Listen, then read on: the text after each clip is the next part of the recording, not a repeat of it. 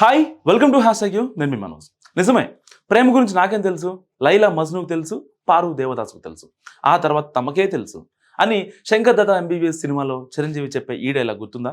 అయితే ఈ జనరేషన్కి అంటే జెన్జీ జనరేషన్కి ప్రేమ గురించి ఎంత తెలుసో పక్కన పెడితే ప్రేమకు ప్రతిరూపంగా చిరంజీవి చెప్పిన లైలా మజ్ను, పారు దేవదాసులకు కూడా తెలియని ఎన్నెన్నో వెరైటీ లవ్ రిలేషన్షిప్స్ గురించి ఈరోజు మనం మాట్లాడుకుందాం. సో అదేంటి ప్రేమలో వెరైటీలు ఏంటి, అదేమైనా బిర్యానీనా రకరకాల వెరైటీలు ఉండటానికి అని కాస్త డౌట్ పడుతుంటే మాత్రం ఈ స్టోరీ స్కిప్ చేయకుండా చివరికి చూడండి. సో ఎందుకంటే మీకు హోటల్లో ఇచ్చే మెనూ కార్డులో ఎన్ని బిర్యానీ వెరైటీలు అవైలబుల్గా ఉంటాయో తెలియదు, కానీ వాటికంటే ఎక్కువ వెరైటీలే మన జెన్జీ రిలేషన్షిప్స్లో ఉన్నాయి. సో 1997 నుంచి 2012 మధ్య కాలంలో పుట్టిన వాళ్ళకి జెన్జీ కిడ్స్ అంటారు. సరిగ్గా ఈ టెక్నాలజీ ఎప్పుడైతే ఈ విప్లవం మొదలైన తర్వాత పుట్టిన వీళ్ళంతా మోడర్న్ వరల్డ్కి చాలా అట్రాక్ట్ అవుతుంటారు. టెక్నికల్గా చాలా చురుగ్గా ఇంకా ఫ్యాషనబుల్గా కూడా ఉంటూ మోడర్న్ లైఫ్ స్టైల్ని ఇష్టపడుతుంటారు వాళ్ళు. సో మరి జెన్జీ అంటే ఎవరో తెలిసింది కదా, ఇప్పుడు వాళ్ళు ఫాలో అయ్యే వెరైటీ రిలేషన్షిప్స్ ఎలా ఉంటాయో చూద్దాం. సో జెన్జీ రిలేషన్షిప్స్, జెన్జీ అన్నమాట ఇవి, జెన్జీ అంటారు. జెన్జీ రిలేషన్షిప్ సాధారణంగా ఒకప్పుడు ఇద్దరు రిలేషన్షిప్లో ఉన్నారంటే వాళ్ళిద్దరూ ఒకరికొకరు చాలా లాయల్గా, ఒకరంటే ఒకరికి ప్రాణంగా ఉండేటోళ్ళు. అదే జెన్యూన్ రిలేషన్షిప్ అనిపించుకునేది. సో అలాంటి రిలేషనే అందరూ కోరుకునేవాళ్ళు, ఎవరైనా అలాంటిదే కోరుకుంటారు కదా. కానీ ఇప్పుడున్న జెన్జీ రిలేషన్లో అలా కాదు. రిలేషన్ పేరుతో ఒకరితో ఉంటూనే ఇంకొకరితో ట్రాక్ నడిపిన, ఒకేసారి ఇద్దరి ముగ్గురితో రిలేషన్షిప్ మెయింటైన్ చేసిన, లేదంటే ఎలాంటి ప్రేమ లేకుండా జస్ట్ ఫిజికల్ నీడ్స్ కోసం కలిసి గడిపిన అన్నింటికీ ఓకే. ఇంకా మాట్లాడితే చాలామంది ఇలాంటి రిలేషన్షిప్స్కి అలవాటు పడి అసలు మాకు జెన్యూన్ రిలేషన్షిప్స్ అవసరమే లేదంటూ కూడా చాలామంది చెప్తున్నారు. సో మేము ఇలాగే హ్యాపీగా ఉన్నాం అన్నట్లు కూడా మాట్లాడుతుండడం అసలైన విచిత్రం ఇక్కడ. అంతేకాదు ఈ తరహా రిలేషన్స్కి ఈ జెన్జీ కిడ్స్ విచిత్రమైన పేర్లు కూడా పెట్టుకున్నారు. అయితే వాటిల్లో టాప్ 10 గురించి ఇప్పుడు మాట్లాడుకుందాం. సో దీంట్లో వన్ నైట్ స్టాండ్ ఉంటుంది. ఫస్ట్ ఇది వన్ నైట్ స్టాండ్. కొంచెం అంటే చెప్తుంటే మనకు నవ్వు వస్తుంది, కానీ నిజంగా ఇవన్నీ ఉన్నాయి.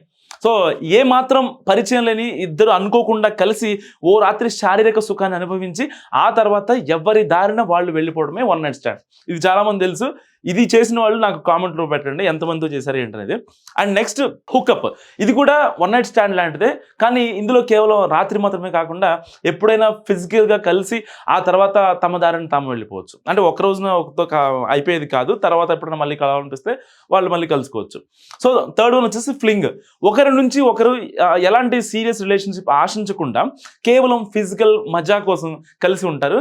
సో ఇది ఏళ్ల తరబడి కూడా కొనసాగవచ్చు. ఒకలా అంటే స్టార్టింగ్ వాళ్ళు ఫిజికల్ నీడ్స్ కోసం వస్తారు, ఆ తర్వాత కలిసి ఉండాలంటే ఉండొచ్చు. సో తర్వాత కఫింగ్, కేవలం ఏడాదిలో కొంత సమయం అంటే నవంబర్ నుంచి మార్చి వరకు మాత్రమే ఈ ఫిజికల్ అవసరాల కోసం సీరియస్గా రిలేషన్షిప్లో ఉండటాన్ని కఫింగ్ అంటారు. అండ్ ఫిఫ్త్ వన్ వచ్చేసి ఫ్రెక్లింగ్. సో ఇది కూడా కఫింగ్ లాంటిదే. అయితే ఈ తరహా రిలేషన్షిప్స్ ఎండాకాలం అంటే మార్చి నుంచి సెప్టెంబర్ వరకు మాత్రమే ఉంటాయి. సో ఎండాకాలం వరకే అనమాట. అంటే ఆ టైంలో కొంచెం ఫీలింగ్స్ తక్కువ ఉంటాయి కాబట్టి ఆ టైంలో మాత్రమే దీన్ని ఇలా చెప్తున్నారు. అండ్ సిక్స్త్ వన్ వచ్చేసి బెంచింగ్ అంటారు. వ్యక్తితో క్యాజువల్గా రిలేషన్లో ఉంటూ ఇంకా ఏదైనా ఆప్షన్స్ ఉన్నాయేమో అని వెతుకుతూ ఉండడాన్ని బెంచింగ్ అంటారు. So and next seventh one is cushioning. So ఓ వ్యక్తితో సీరియస్ రిలేషన్షిప్ మెయింటైన్ చేస్తూనే వేరే బెటర్ ఆప్షన్ కోసం వెతుకుతూ ఉంటాన్ని కుషనింగ్ అంటారు. దీన్నే కుకీ జారింగ్ అని కూడా అంటారు. And eighth one is bread crumbing. And partner తనని వదిలి వెళ్లకుండా కొంచెం అటెన్షన్ ఇస్తూ తన చుట్టూ తిప్పుకుంటూనే రిలేషన్షిప్ని ముందుకు వెళ్ళనివ్వకుండా అలా హోల్డ్లో ఉంటాన్ని బ్రెడ్ క్రంపింగ్ అంటారు.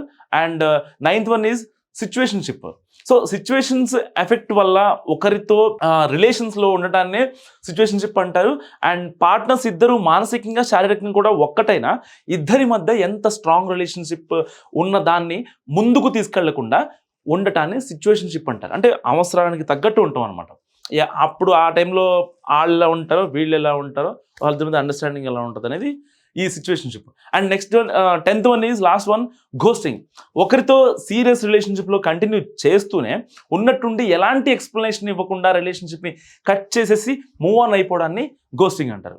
సో ఇలా అంటే ఇప్పుడు దాకా చూసాం కదా. సో ఈ తరహా రిలేషన్షిప్ అసలు కరెక్టా కాదా అనే విషయం పక్కన పెడితే, దీనివల్ల సమాజంలో అవసరాల కోసం ఒకరిపై ఒకరు ఆధారపడటం తప్ప ఇష్టంతో, ప్రేమతో, అభిమానంతో తోడుగా నిలవడం అనే ఆలోచన నశించిపోతుందనేది కొంతమంది మానసిక నిపుణుల వాదన. సో అయితే ముఖ్యంగా ఒకప్పుడు ఒకరి కోసం ఒకరు బతికినట్లు, తమకంటే తమ పార్ట్నర్కి ఎక్కువ ఇంపార్టెన్స్ ఇవ్వడం, వాళ్ళ కోసం ప్రాణం ఇవ్వడానికి కూడా రెడీ అవ్వడం లాంటి బలమైన ఎమోషన్స్ మసకబారిపోతాయనేది చాలామంది ఇప్పుడు ఆందోళన వ్యక్తం చేస్తున్నారు. అసలు ప్రేమ అంటే ఇప్పుడు మహాకవులు ఎవరు ప్రత్యేకంగా చెప్పకపోయినా సరే, ప్రేమ అంటే త్యాగం, ప్రేమ అంటే అనురాగం, ప్రేమ అంటే ఆప్యాయత, ప్రేమ అంటే ఒకరినొకరు ఉండలేనంత బలమైన బంధం, అంటే అంత ఎమోషనల్గా కనెక్ట్ అయి ఉంటుంది. సో ఏంటి అర్థం కావడం లేదా? అయితే మీకు అర్థమయ్యేలా ఒక సింపుల్గా చెప్తాను. సో మన అవసరాలు, ఆలోచనల కంటే ఎక్కువగా మనం ప్రేమించిన వాళ్ళ అవసరాలు, ఆలోచనలకి ఎక్కువ ఇంపార్టెన్స్ ఇవ్వడమే ప్రేమ అంటే. సో అంటే ఇప్పుడు సపోజ్ కొంతమంది ఉంటారు, వాళ్ళ అవసరాలు పక్కన పెడితే వాళ్ళ ప్రేయసి, వాళ్ళ ప్రియుడు, వాళ్ళ అవసరాలే వాళ్ళకి ఎక్కువగా ఉంటాయి. సో మనం మనకంటే ఎక్కువగా ఎవరినైతే ఇష్టపడతామో వారి కోసం ఏదైనా చేసేటప్పుడు మనకి బాధ అనిపించదు, అది ఎలాంటి పెయిన్ అనేది రాదు. సో ఇంకా రెట్టింపు ఆనందం కలుగుతుంది. అదే ప్రేమ అంటే. అంటే మనల్ని మనం మర్చిపోయి వాళ్ళే మనంగా జీవించడమే ప్రేమ అంటే. ఉదాహరణకి మీరు కూడా చిన్నప్పుడు ఎప్పుడో ఒకప్పుడు చూసే ఉంటారు, ఏంటంటే ఇంట్లో ఎప్పుడైనా మంచి కర్రీ చేసినప్పుడు లేదా మీకు ఇష్టమైన వంటకం వండినప్పుడు మీ మమ్మీ మీ ఇంట్లో గ్రాండ్ మా కావచ్చు, సో మీరు ఇంకా కావాలని అడిగితే మీ పేరెంట్స్, ముఖ్యంగా అమ్మ, తను తినేది కూడా మీకు ఇచ్చి మీరు తింటుంటే మీ వైపు ప్రేమగా చూస్తూ తన కడుపు నింపుకుంటూ ఆనందపడుతుంది. సో అది ప్రేమ అంటే. సో ప్రేమకి ముఖ్యంగా కావాల్సిన 5 లక్షణాలు. సో చాలా మంది దగ్గర చాలా లక్షణాలు ఉంటాయి అనుకుంటే అది వేరే విషయం, కానీ ఫస్ట్ది అర్థం చేసుకొని సర్దుకుపోవడం. సో సెకండ్ వన్ ఈజ్ దాపరికాలు వద్దు. సో నిజంగా ఈ దాపరికాలన్నీ కరెక్ట్ కాదు. ఒకరిని మోసం చేస్తూ ఆ రిలేషన్లో ఉండటం కంటే బయటికి రావడం బెటర్. అండ్ మూడోది వచ్చేసి చచ్చే వరకు ప్రేమిస్తూనే ఉండండి. సరే మీరు ఎప్పుడు చచ్చిపోతారో ఎవరికి తెలియదు. ఎందుకంటే ఇంతకుముందు ఒక ఆటోల మీద ఫేమస్ అయింది కదా ఒక చిన్న కోటు, ఎప్పుడు చచ్చిపోదామో తెలియదు మనం, అలాంటి దానికి ఇవన్నీ ఎందుకు. సో చచ్చే వరకు అతన్ని కానీ ఆమెని కానీ ఒక్కడనే ప్రేమించండి, 10 మందిని ప్రేమించొద్దు. అలాంటివి చేస్తే మీ పార్ట్నర్ మీద మీకున్న నమ్మకం పోతుంది. అండ్ పక్క వాళ్ళ సలహాలు పక్కన పెట్టండి. ఇప్పుడు మీ పార్ట్నర్కి మీకు గొడవ అయింది అనుకోండి, ఫర్ ఎగ్జాంపుల్ మీరు వేరే వాళ్ళతో వాళ్ళతో వెళ్ళి ఈ జరిగింది మొత్తం చెప్పి వాళ్ళ డెసిషన్ మీరు మీ పార్ట్నర్ మీద రుద్దటం అలాంటివి వద్దు. డైరెక్ట్గా మీ పార్ట్నర్తో మాట్లాడండి. అప్పుడు వాళ్ళు ఏం మాట్లాడతారో చూసి దాన్ని బట్టి మీ ఇద్దరు కలిసిపోండి. అండ్ అవసరాల కోసం అసలే వద్దు. కేవలం ఆ అబ్బాయి దగ్గర లేకపోతే ఆ అమ్మాయి దగ్గర నాకు అది కావాలి, లేకపోతే ఏదర్ సెక్స్ ఆర్ మనీ, నాకు ఈ రెండే కావాలి కాబట్టి ఉంటున్నాను, అదే మీ మైండ్ చెప్తే అసలు చేయకండి. దానివల్ల మీరు ఫ్యూచర్లో చాలా ఇబ్బందులు పడాల్సి వస్తుంది. సో ఈ వీడియో గురించి మీరేమనుకుంటున్నారో నా కామెంట్ రూపంలో తెలియజేయండి. చూస్తూనే ఉండండి #you.